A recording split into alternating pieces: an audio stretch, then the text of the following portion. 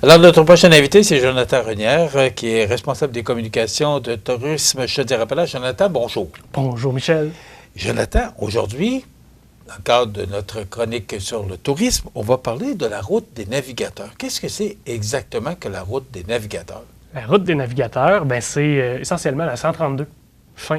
La chronique est terminée. La 132. Bon, pas compliqué. Voilà, ça complète notre chronique. C'est la route, en fait, c'est la route touristique officielle qui passe qui traverse la Chaudière-Appalaches par la 132, hein, bien entendu.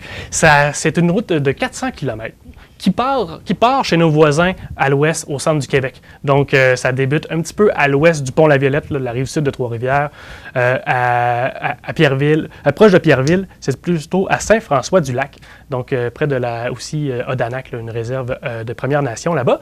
Et ça fait 400 km à partir de là. Ça traverse le centre du Québec. Ça s'en vient chez nous en Chaudière-Appalaches, Sainte-Croix, Lobinière, Lévis. On continue. Ça traverse Montmagny, même Saint-Berthier-sur-Mer, Montmagny, et ça s'en va jusqu'au Bas-Saint-Laurent, un petit peu plus loin que Rimouski, à Sainte-Luce-sur-Mer, donc sur 400 km. Et sur ce 400 km-là, on en a près de 200 chez nous, en Chaudière-Appalaches. Fait qu'on peut être fiers. On a précisément la moitié de cette fameuse. Mais qu'est-ce qui se passe à Sainte-Luce-sur-Mer?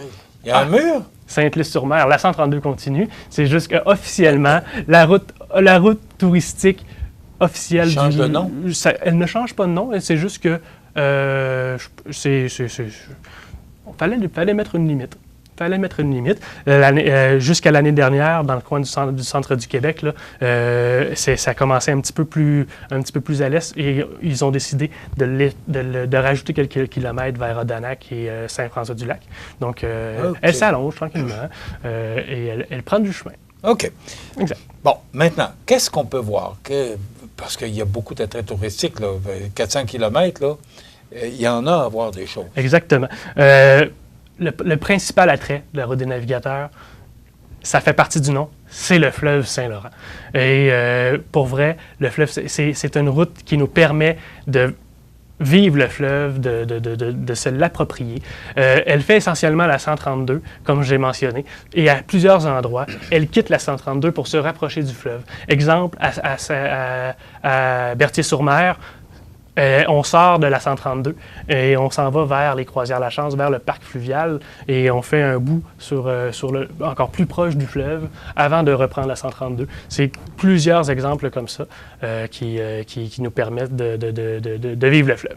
Sur notre site web, on a le routedesnavigateurs.ca qui est une banque d'idées, d'inspiration pour vivre le fleuve, et vivre la route des navigateurs, que vous pourrez aller vous inspirer après ma chronique. Donc, on peut autant, et sur ce site web-là, en fait, routedesnavigateurs.ca, on y retrouve des lieux où admirer le fleuve et admirer les couchers de soleil. On vient juste de voir à l'écran un couple assis sur le bord du fleuve à admirer le coucher de soleil parce que, on va se le dire, Charlevoix a des belles montagnes, là, mais nous, on a la chance de pouvoir voir ces belles montagnes-là. Et quand le soleil se couche à l'est, on va se le dire, Michel, là, y a-t-il un plus beau paysage que ça? C'est merveilleux. Moi, je trouve choyé d'avoir ces montagnes-là. Les gens qui voient, là, sont peut-être moins en évidence aujourd'hui. On les devine. Là. Mais on les voit déjà, nos montagnes en arrière. Mais l'automne, c'est merveilleux parce que, justement, le fleuve, les feuilles qui changent de couleur. On a vraiment, là, Montmagny ou la rive sud de Québec, là, on a vraiment un panorama. Oui, c'est beau, Charlevoix, mais ils n'ont pas la vue que nous, on a Exactement. du fleuve et des montagnes. Parce qu'on a des montagnes, nous autres aussi. Parce qu'eux autres voient qu'on a des montagnes, mais jamais le même panorama qu'on a sur la rive sud. Donc, des paysages comme ça, on en a. J'ai même une image où on a deux cyclistes qui pédalent sur la route, le parcours des Anses à Lévis, qui s'adonnent à être parallèle pendant un bon bout de temps au fleuve et à la route des navigateurs. Qu'est-ce qu'on a comme vue? Le Château Frontenac. Encore une fois. Fait que la route des navigateurs, c'est les vues sur le fleuve, c'est les vues, c'est des places où observer le coucher de soleil. On a beaucoup de terrasses, des restaurants en bord de fleuve. On a juste à se pencher à Saint-Jean-Port-Joli, avec le bistrot OK, par exemple. Microbrasserie Rollbuck. Qui on voit Saint-Michel. Ici, on a le Saint-Michel. Ici, exactement, la marina de Saint-Michel de Bellechasse, qui est...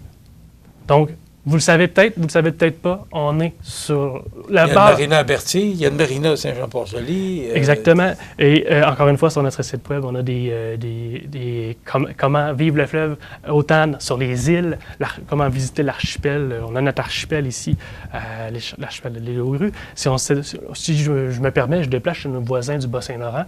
Encore une fois, sur la route des navigateurs, on peut partir en croisière sur un traversier, comme on peut le faire ici à l'île aux Grues, comme on peut le faire à Lévis. Partir en croisière, ça ne veut pas dire s'acheter un billet à 100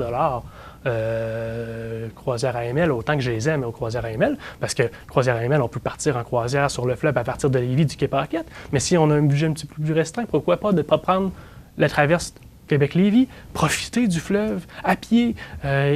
Donc, c'est ça la route des navigateurs, c'est des traverses. C'est autant vivre le fleuve sur le fleuve, vivre le fleuve en voiture, parce que c'est... Mais c'est pas le même genre de croisière. Tu traverses avec ton auto ou encore avec ta bicyclette ou à pied sur le traversier des Lévis-Québec. C'est pas la même croisière que si tu prends un ML, puis là, c'est des longues croisières de 2 heures, 3 heures. Exactement. Au même titre que les croisières ici, Croisière La Chance à Grosse-Île. Exactement. Mais on en a pour... On pourrait dire tous les budgets. Puis même, à Lévis, il y a une entreprise d'excursion qu'on peut... s'évader dans un voilier directement. À partir de Lévis, on part en voilier sur le fleuve Saint-Laurent. Donc, c'est vivre le fleuve à notre rythme, à notre budget. Il y en a pour tous les goûts. On peut visiter les îles. Ici, j'ai parlé de l'archipel des Îles-aux-Grues. Dans le Bas-Saint-Laurent, il y a l'île verte. Il y en a des îles aussi là-bas. Et tout ça, il faut utiliser toujours, parce qu'on revient à notre thème principal, la route des navigateurs, c'est que tous ces sites-là sont accessibles par la route des navigateurs. Exactement.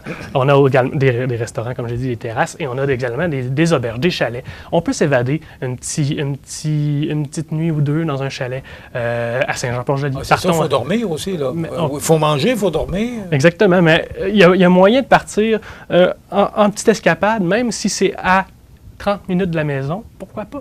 Allez aux Grues, dormir dans un hébergement, peut-être dans un tipi sur l'île aux Grues. Il y a possibilité de faire ça. Ou dans un chalet à Saint-Jean-Port-Joli, au chalet des Petits Fribourgs, peut-être, ou que c'est vraiment qui donne sur le fleuve. Il y a les terrains de camping. C'est pas les terrains de camping qui manquent de notre région non plus. Exactement. Donc, mon but à moi, c'est de vous faire découvrir, de vous faire redécouvrir des choses qu'on est constamment en train de voir quand on habite proche. Moi, la pancarte de la route des navigateurs, c'est une pancarte juste avant que je tourne à droite pour ma rue, pour aller à la maison. Je la vois constamment. C'est possible d'oublier de faire, c'est quoi ça, la route des navigateurs? Mais c'est pour ça que je suis là. Regardez la pancarte qu'on voit à l'écran. C'est ça, la route des navigateurs.